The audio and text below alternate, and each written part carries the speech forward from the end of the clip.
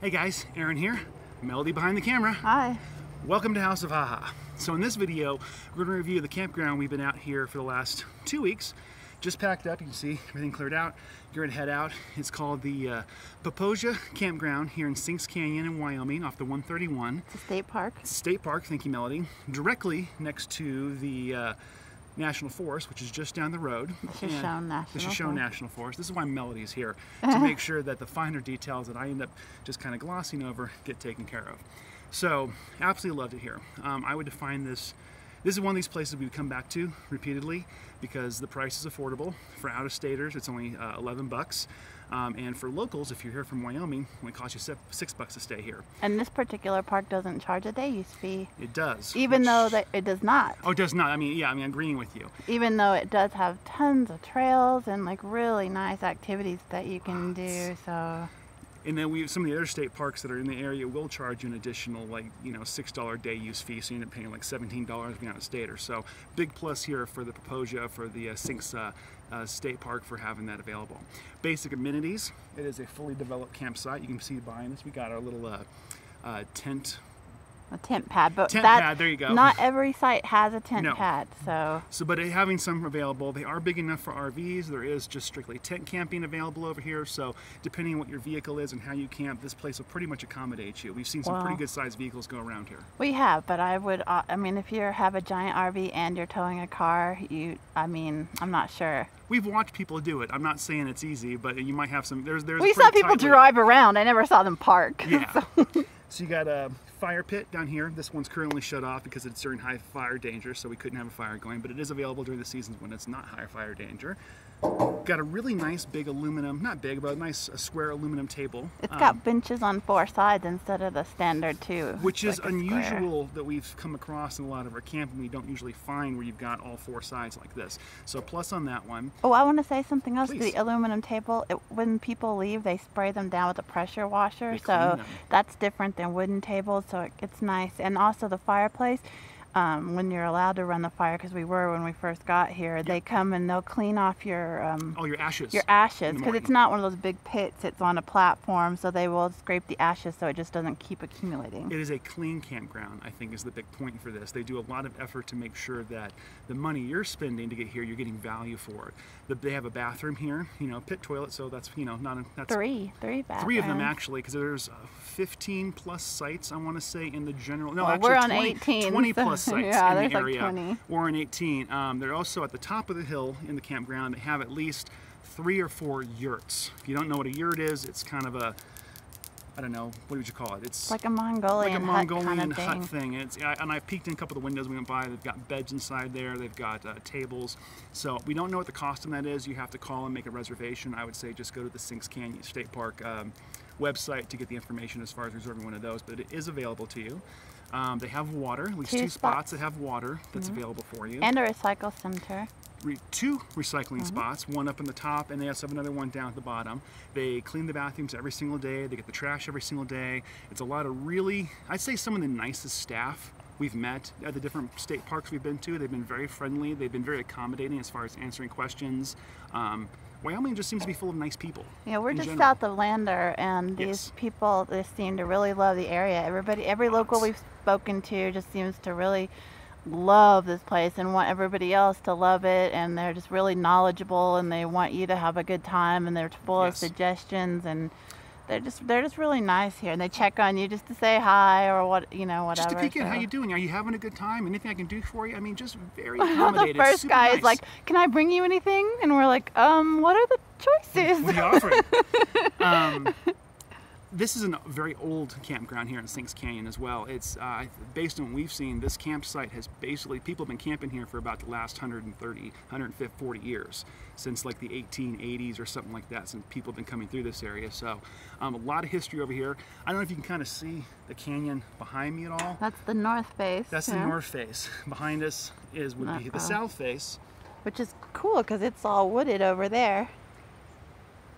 This is a glacier formed canyon. As Melody said, you've got trees on one side and you've got like sage and more kind of a deserty side behind you, which I find unique. It's because it runs east-west and the sun hits one face and not the other face as much, so it doesn't grow as many trees. but it's still. Oh, the cool thing about this, they call it Sinks Canyon because we are the middle fork of the Popo River runs through here, and it's got a really unique feature in that at one point the entire river goes underground at what they call the sinks, mountain.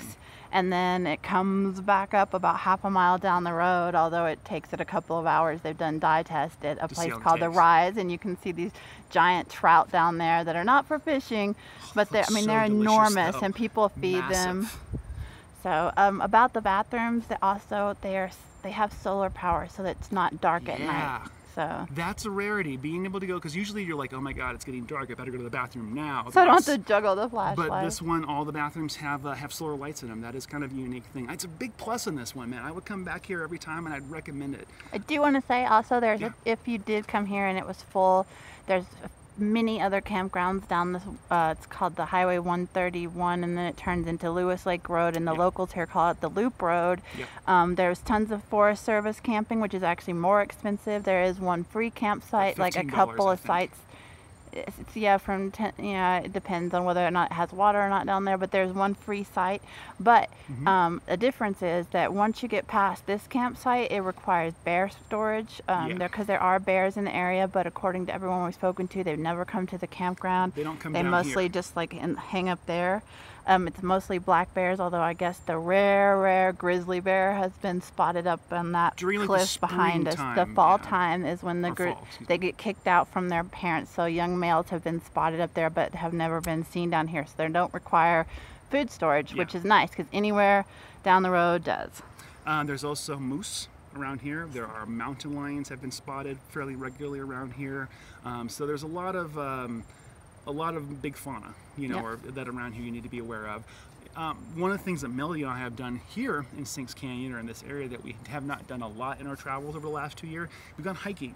We've gone out hiking on the trails. There's a nature trail right over here near where the yurts are. As Melody said, you can go up the road. There's lots of hiking over there. There is a suspension bridge that takes you across the Popo River right here in the campground, which intimidated us a little bit because, if you don't walk over, you're not used to suspension bridge, that little wobble going on can kind of, make you hesitate a little bit. But one thing, the reason that we've gone is because they allow dogs on the trail, so we were able to take Grimlock with us because we cannot abandon him in a camp. So. Agreed. Most places won't let you do that, so that was a big plus on that one. What other features we want to talk about? I got so many. There's so many things we could say about this one, but I want to condense it down because I don't want to. It's really nice. It's cheap. The area is beautiful. It's sunny and cool at night. The skies are amazing here. Like, it's so dark. There's such dark skies. You can see the Milky Way. You can't not see the Milky Way, actually. And it's early too. Like, as soon as the sun goes down, say like at 9 or so, boom, the sky just lights up.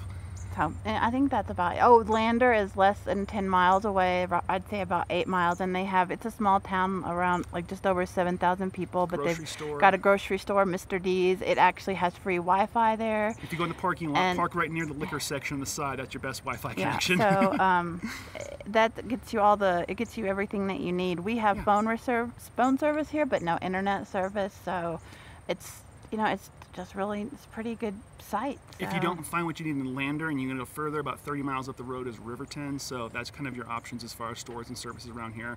People seem, we have a lot of people hanging around their campsite, they seem to go out and do a lot of traveling around, they do a lot of sightseeing. There's a lot to do here.